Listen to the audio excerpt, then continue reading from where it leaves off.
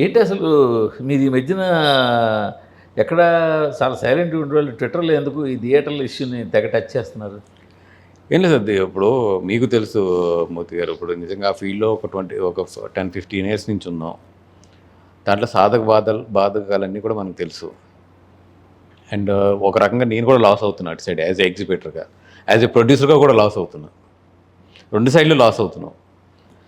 So and ఇప్పుడు ఉన్నదేమో ఒక టిపికల్ సిచ్యువేషన్, ఇప్పుడు ఇండస్ట్రీలో ఉన్న చాలా టిపికల్ సిచ్యువేషన్. థియేటర్లు కూడా ఉన్నాయి కదా మీకు? అవును, థియేటర్స్ ఉన్నాయి, అన్నీ ఉన్నాయి కాబట్టి పోర్షన్లు ఉన్నాయి మీకు. 2 సైడ్స్ ఉంది. పాత్రాభినయం, ప్రొడ్యూసర్, డిస్ట్రిబ్యూటర్, ఎగ్జిబిటర్ 3 ఉన్నాం. పొరపాటు ఏ సినిమాలో కనపడలేదు కానీ కనిపిస్తే యాక్టర్గా కూడా ఉన్నది 6 ఏళ్ళ చేశారండి.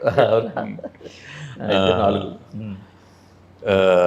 సో నాకేమనిపించిందంటే కోర్ ప్రాబ్లం వదిలేసి మిగతా అన్ని చుట్టూరు తిరుగుతున్నాము అనేది అనిపించే మొన్న ట్వీట్ చేసింది కూడా నేను.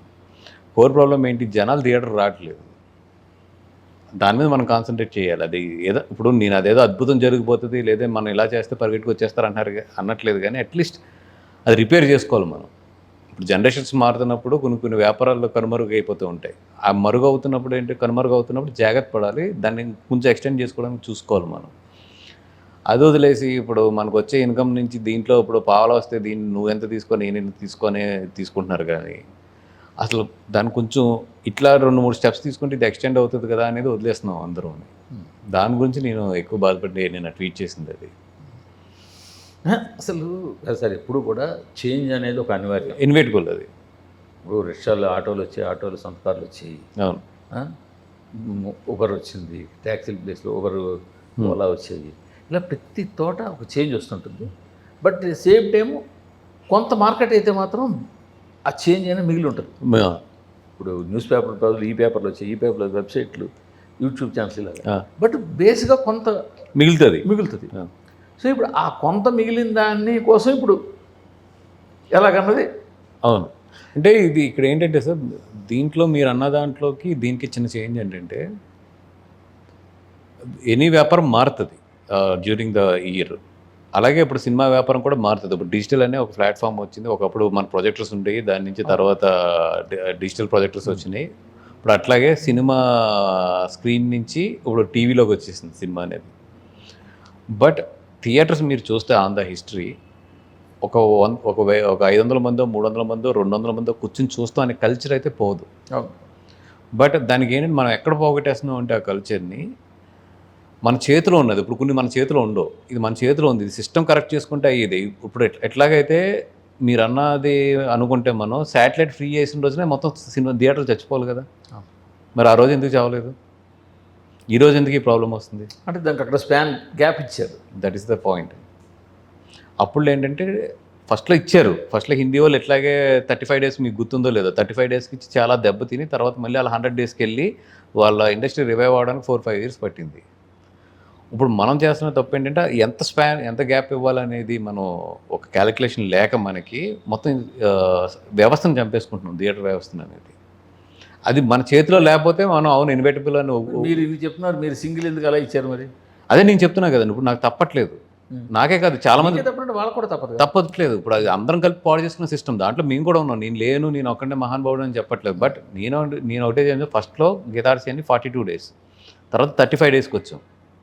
ఇది ఇండస్ట్రీ అంతా 28 డేస్ ఇస్తున్నప్పుడు కూడా నేను 35 ఫైట్ చేశాను ఇంకా అట్లీస్ట్ అని. ఇంకెప్పుడైతే 35 అసలు మేము తీసుకోము అన్నప్పుడు, because they are getting the content for the 28 days, ఇంక నేనేం చేయాలి అక్కడ? నేను సినిమా నమ్ముకోకుండా అయితే కూర్చోలేను కదా దాన్ని కోట్ల రూపాయలు పెట్టి. అందుకే నేను ఇప్పుడు అందరికీ ఏం చెప్తున్నారు, బాబు మనం తప్పు చేస్తున్నాం. ఇప్పుడు సపోజ్ మీరే అన్నట్టుగా 30 డేస్ కాకపోతే మేము ఏ సినిమా కొనము అని చెప్పి ఓటీటీ వాళ్ళు అందరూ ఇప్పుడు మీరు యునైట్ అయినట్టు వాళ్ళు యునైట్ అయ్యి కూర్చున్నారు అనుకోండి, అప్పుడు ఇండస్ట్రీ పరిస్థితి ఏంటి? ఏం లేదు, థియేటర్స్ బాగుపడతాయి. ఇప్పుడు వాళ్ళు ప్లాట్ఫామ్ పెట్టుకున్నాక 100% రేట్లు తగ్గిస్తారు. ఇది మనం ఎప్పుడైతే 55 డేస్ అన్నాం 56 డేస్ అన్నాం రేట్లు తగ్గిస్తారు, అది 100% తగ్గుద్ది, దాంట్లో డౌట్ లేదు. బట్ ఇది థియేటర్ సిస్టమ్ బ్యాలెన్స్ అవుతుంది కొంచెం. ఇప్పుడు అట్లాగే 28 డేస్కి ఇస్తే ఇంకా థియేటర్లు మర్చిపోవడమే. అంటే ప్రొడ్యూసర్లో ఒక రకమైన అబద్ధతా భావం వచ్చింది. థియేటర్ నుంచి ఎంత డబ్బులు వస్తాయి అన్నది అంచనా వేయలేకపోతుంది. వస్తే ఎంతైనా రావచ్చు, లేదా అస్సలు రాకపోవచ్చు. బట్ ఇక్కడేమో ఇంత వస్తుందని క్లారిటీ వస్తుంది. ఓటీటీలో 4 వీక్స్కి ఇస్తే ఇంత వస్తుందని ఒక క్లారిటీ ఉంది. మన సినిమా మనమే థియేటర్ నుంచి ఎంత రాబడుతుందని ఒక అంచనా దొరకట్లేదు. సార్ ఇలా టైంలో వచ్చి దాన్ని వదులుకోవడానికి వాళ్ళు భయపడుతున్నారు. ఇప్పుడు థియేటర్ అనేది హిట్ అయితే జనాలు అందరూ వచ్చి చూసి మనకు డబ్బులు ఇస్తారు. అవును. మీరు ఓటీటీలో పెట్టారు, అది హిట్ అయినా మీకేం రాదు.